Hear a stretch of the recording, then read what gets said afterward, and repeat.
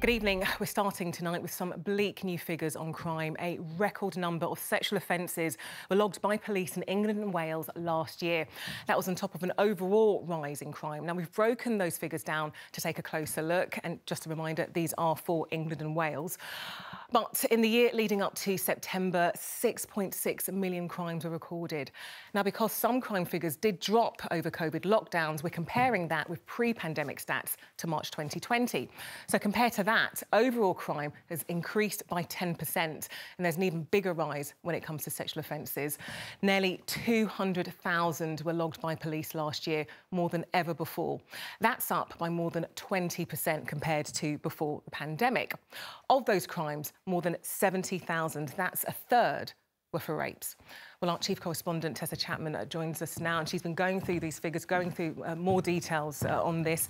And Tessa, these are really worrying figures. Do you have any idea why there's been this increase? They do look worrying, but I think it's really important to say that recorded figures don't necessarily mean there have been more instances of rape and sexual violence. What do we know? We know that police are better at recording. There's a real focus on this at the moment. We also know that more people are coming forward, whether this is to do with high-profile cases or campaigns in the media or generally barriers to recording being broken down. And we also know that within these figures, a fifth of them are recorded for instances that happened over a year ago, so some historic recording there too. So there are reasons to believe that there isn't this enormous increase in instances, but still these numbers are really significant. And speak to any campaigners and they highlight how low the charge and conviction rates are too.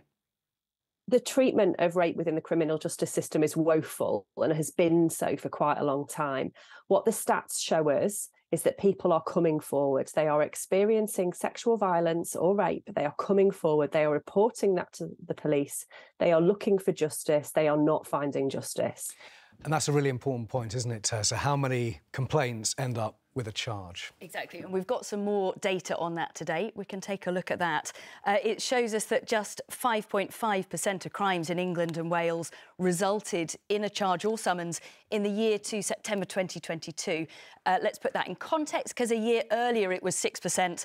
In 2014-15, it was 15.5%. And we can break down those figures. You can see them on screen now. Look at robberies, violent crimes and thefts, and they're all around the 4, 5, 6% mark. At the top, though, rapes and sexual offences, very, very low rates. Now, why is this? Some of it can be explained by the complexity of the offence, difficulty in identifying a suspect. When more crimes are recorded, that can affect the charge rate too. But I spoke to one former police superintendent who told me that victims often pull out during proceedings too, and this is really difficult. This is one of the most awful crimes that can happen to anybody, and it needs to be dealt with quickly and fairly. Victims need to be put at the centre of that investigation as opposed to being interrogated and treated badly. So I do think that there is a failure on policing, but also on the way that the joint working is taking place. So that is a lack of investment in IT systems, in police officers. So lots to chew over here, and I think one of the really big questions is, what does this do to trust in police? Thanks very much, Tessa.